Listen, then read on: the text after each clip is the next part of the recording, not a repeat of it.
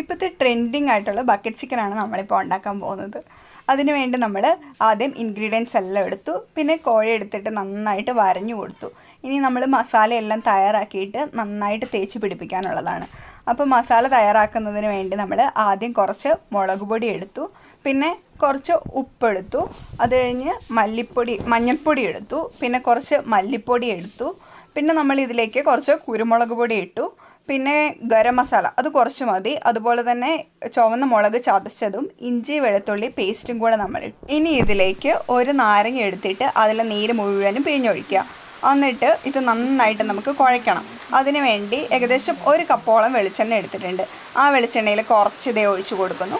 അത് നന്നായിട്ട് മിക്സ് ചെയ്യുക. പിന്നെ ആവശ്യം വരാണെങ്കിൽ നമുക്കിതിലേക്ക് കുറച്ചും കൂടെ ഒഴിച്ചു കൊടുക്കാം.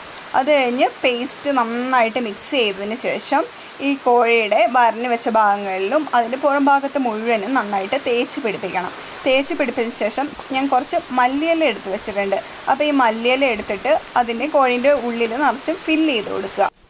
ഇനി ഒരു 10-15 മിനിറ്റിന് ശേഷമാണ് നമ്മൾ കുക്ക് ചെയ്യാൻ പോകുന്നത്. കാരണം മസാലയൊക്കെ നന്നായിട്ട് പിടിച്ച് വരാൻ വേണ്ടി. ഇനി നമുക്കിത് കുക്ക് ചെയ്യാൻ തുടങ്ങാം. അതിനുവേണ്ടി നമ്മളിപ്പോൾ ഇതേ ഒരു കുഴി എടുത്തിട്ട് അതിലേക്ക് നന്നായിട്ട് ഒരു കമ്പ് ഇറക്കി വെച്ചിട്ടുണ്ട്. എന്നിട്ട് നമ്മൾ അതിൻ്റെ മുകളിൽ നിറച്ചും വാഴയില വിരിച്ചു കൊടുത്തേക്കാണ്. വാഴയില നന്നായി വിരിച്ചു കൊടുത്തു. അതിനുശേഷം ഇതിൽ പുകയും എയറും ഒന്നും കയറാൻ പാടില്ല. അതുകൊണ്ട് അതിന് ശേഷം നമ്മൾ കോഴീനെ അതിൻ്റെ മുകളിൽ ഇങ്ങനെ വെച്ച് കൊടുക്കുകയാണ്. ഇത് വെക്കുമ്പോൾ ഒരു ശ്രദ്ധിക്കേണ്ട കാര്യം, നമ്മൾ ബക്കറ്റ് വെക്കുമ്പോൾ ബക്കറ്റിൻ്റെ മുകൾ ഭാഗം ഈ കോഴി മുട്ടാൻ പാടില്ല. അപ്പോൾ അതുപോലെ നമ്മൾ ആക്കി കൊടുക്കണം. അതുപോലെ ഈ കാല് നന്നായിട്ട് അവിടെ ഇരിക്കാൻ വേണ്ടി നമ്മൾ അത് കെട്ടിക്കൊടുത്തു.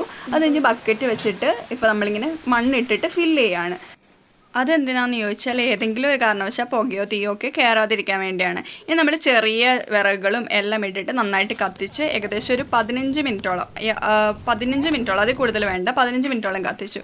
എന്നിട്ട് നമ്മളിത് പൊക്കി നോക്കുമ്പോൾ കറക്റ്റായിട്ട് വെന്തിട്ട് നമുക്ക് ബക്കറ്റ് ചിക്കൻ റെഡി ആയിട്ട് കിട്ടിയിരിക്കുകയാണ്.